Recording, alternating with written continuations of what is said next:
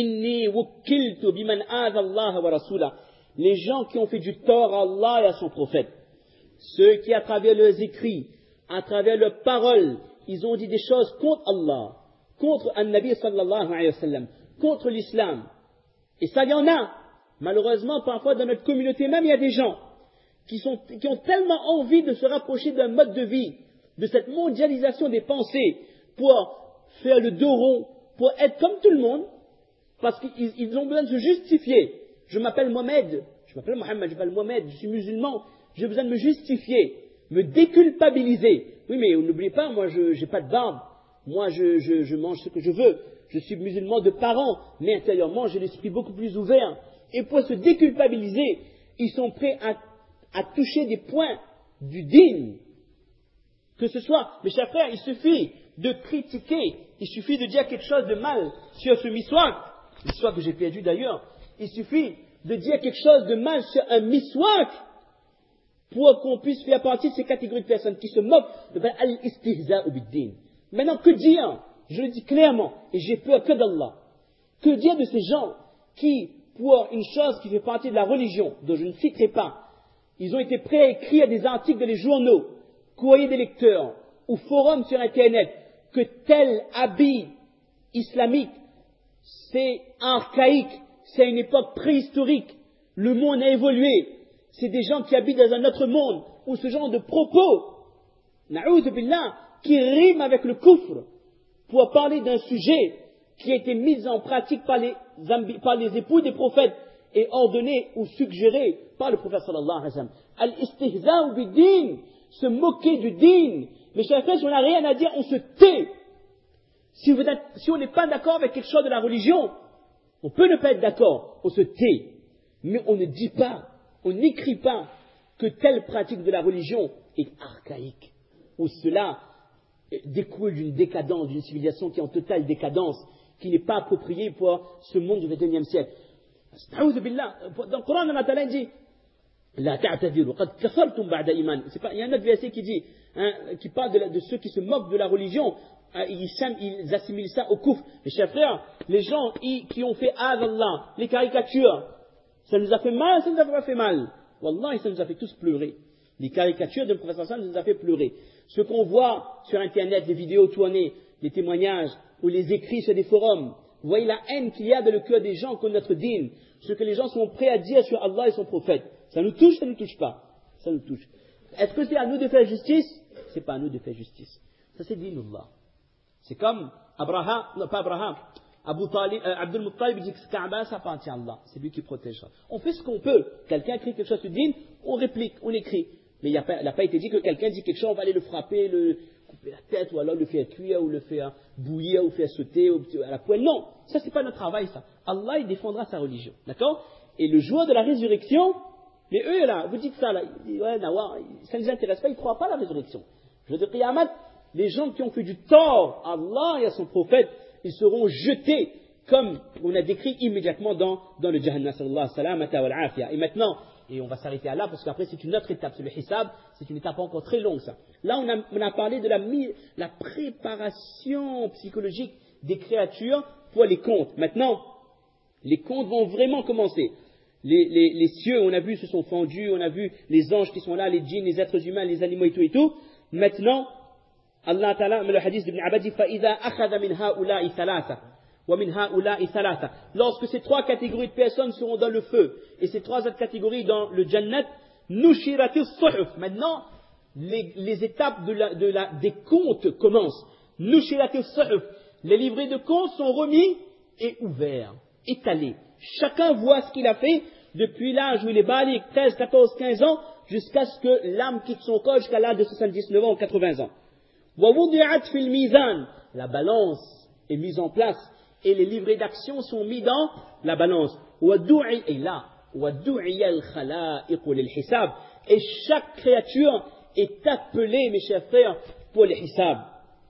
Alors, يَوْمَ يَتَذَكَّرُ الْإِنسَانُ مَا سَعَى. Le jour où l'homme se rappellera à quoi il s'est efforcé. Allah Ta'ala fait en sorte que chaque homme se souviendra de la totalité des actions qu'il a fait dans ce monde, bonnes comme mauvaises. On aura ce ilm dans le cœur. Et là, Certaines personnes, leurs cœurs sont habités de remords. Ce jour-là, l'homme se rappellera, mais à quoi lui servira de se souvenir? Et il se souviendra que c'est ce monde. J'ai entendu des discours, j'ai entendu des bayans sur l'importance de la salat, j'ai entendu des sermons sur le respect des parents, j'ai entendu des mises en garde contre l'alcool, contre le zina, contre l'intérêt, contre le fait d'abandonner mon papa, ma maman, 80 ans, de les mettre dans une maison de retraite. J'ai entendu les moulissabs dire que c'est grave, c'est un péché kabira, qui ne sera pas pardonné par Allah. Mais je me disais que c'est des extrémistes, ça. C'est des intégristes, ils n'ont rien d'autre à faire que d'enseigner madrasa et de faire imamat. Ils n'ont rien d'autre à faire que de s'occuper des gens.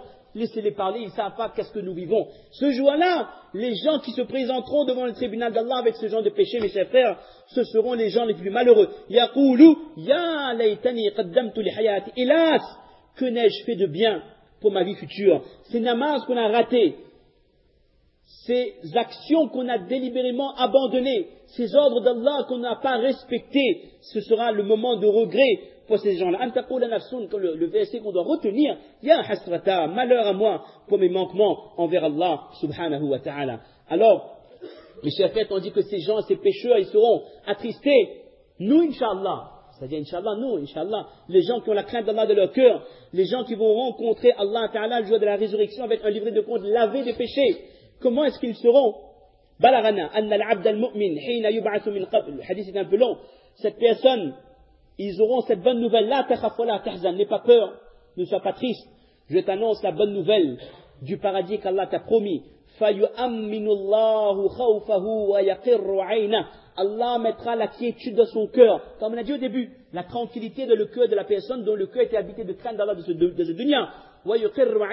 Et cette personne aura la fraîcheur, la joie à travers ce qu'elle va voir. Alors mes chers frères, le hisab, si Allah nous donne longue vie, un jour on pourra expliquer c'est quoi l'étape où nos collègues pourront l'expliquer. L'étape du hisab, ça c'est terrible. En 30 secondes, c'est quoi?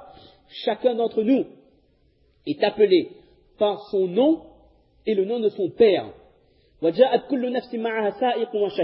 Et lorsqu'on se présente, il y a un conducteur et un témoin.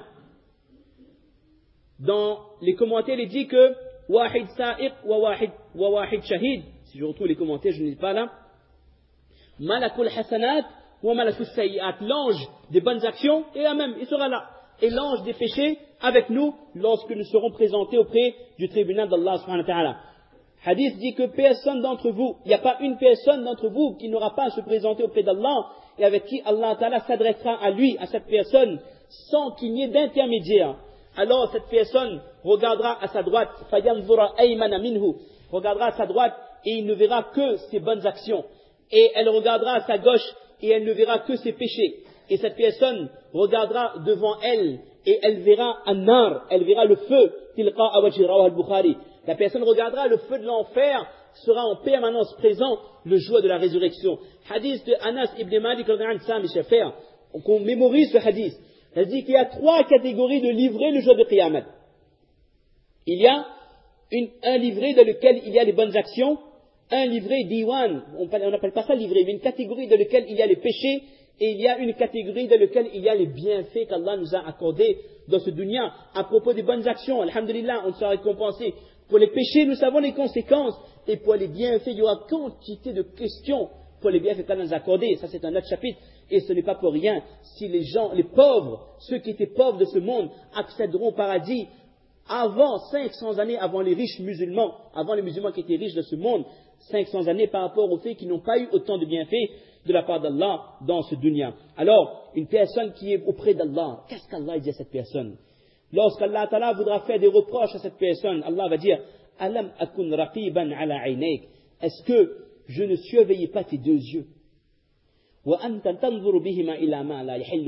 que toi, tu utilisais ces yeux pour regarder ce qui était haram. Alam akun raqiban ala udunayk.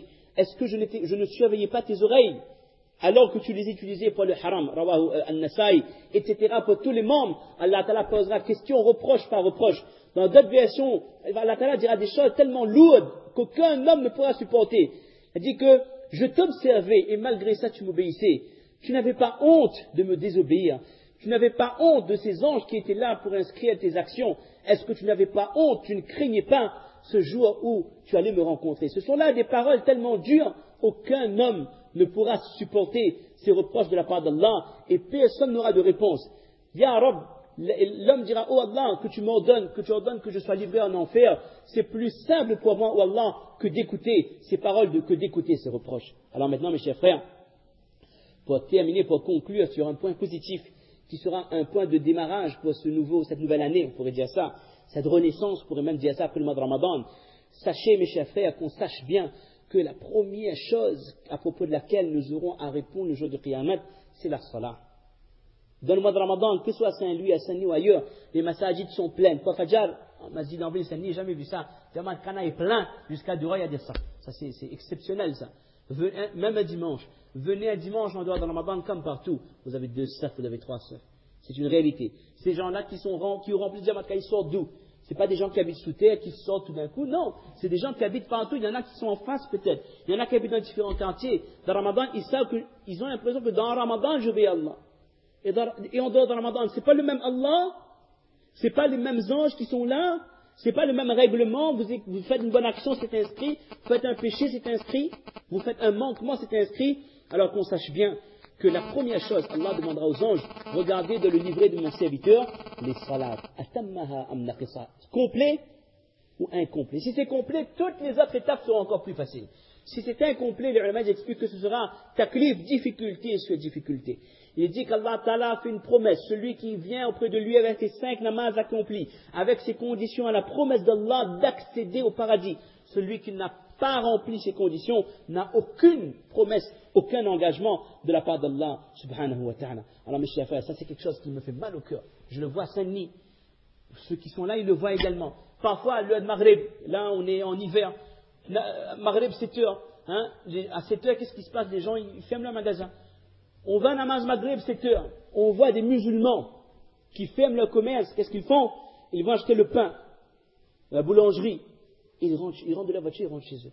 Azan est en train d'être donné. La rue Marshal Leclerc, vous voyez, c'est comment? C'est direct, il n'y a pas 50 chemins, c'est un labyrinthe.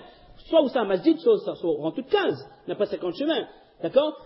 On voit, subhanallah, vous allez namaz, vous voyez des musulmans, ils sortent du travail. Je sais, ils sont fatigués. Ils ont travaillé de 8h à midi, 2h à 18h. D'accord? Ils ont la baguette sur la main, ils rentrent chez eux. Je regarde ça, ça me fait mal au cœur. Et partout dans toutes les villes, ça c'est ce que je vois, c'est ce que nous constatons, mais ce que nous ne voyons pas, les gens qui ne s'approchent même pas des périmètres de masjid. Mes chers frères, nous avons du souci à nous faire. Autant qu'on se fait du souci pour notre santé. Si quelqu'un de notre famille, si notre cousin, arrière-cousin, il est atteint d'un cancer, qu'Allah nous protège, et que je vois que mon cousin, mon petit-fils ou autre chose, il se dit que c'est pas grave ça. Mais soigne pas, mais ça boit de tisane. Non! Il y a chimio à faire. Sinon, ton cancer se généralise, tu meurs. Tu meurs d'une souffrance terrible. Ta femme sera veuve. Tes enfants seront orphelins. On va faire le forcing, on va le secouer. On va, s'il le faut, dire à un médecin, il faut qu'il consulte un psychologue, il est malade. Il va mourir, il prend des tisanes. Il y a une prise de conscience qu'il va vers un danger imminent. Mais si quelqu'un de ma famille, si ma femme ne fait pas namaz, ma femme ne sera pas avec moi dans le Jannat. Si mes enfants ne font pas namaz, mes enfants n'entrent pas dans le Jannat avec moi. Et je n'aurai pas de remords là-haut. La description du paradis dit, Jannatu adni yadkhulunaha wa man, c'est pas Jannatu adni yadkhulunaha wa abaihim wa azwajihim wa dhurriyyatihim. Non, wa man salaha min abaihim wa azwajihim wa dhurriyyatihim. Ce paradis dans lequel on entrera, et avec nous, nos parents, nos enfants, nos proches, ceux qui méritaient le paradis. C'est pas parce que je suis un alim que mon fils viendra au Jannat avec moi. Personne n'a la promesse du paradis, mes chers frères, sauf ceux qui ont rempli le contrat, qui ont obéi à Allah, qui ont fait ce qu'Allah a demandé et qui se sont éloignés de ce qu'Allah a rendu haram. On va s'arrêter là. Il est 3 heures, j'ai dépassé le temps, je m'excuse. Mais mes chers frères, nous ressortons là de ce Ramadan avec beaucoup de bonnes actions. Un compte en banque rempli de bonnes actions. Maintenant, il ne faut pas les griller. Faire attention. Le istiqama, c'est quelque chose. Restez ferme. Ça, vous allez entendre la semaine prochaine, j'espère, d'ailleurs pas la semaine prochaine. Vous entendrez certainement des bayans, Allahu alam, sur la fermeté, continuer les actions. On a un peu parlé. Ça, tout le monde le sait. Mais ce que parfois on ignore, c'est comment protéger les bonnes actions. Et vous savez, Shaitan, il se casse pas la tête, lui, Iblis.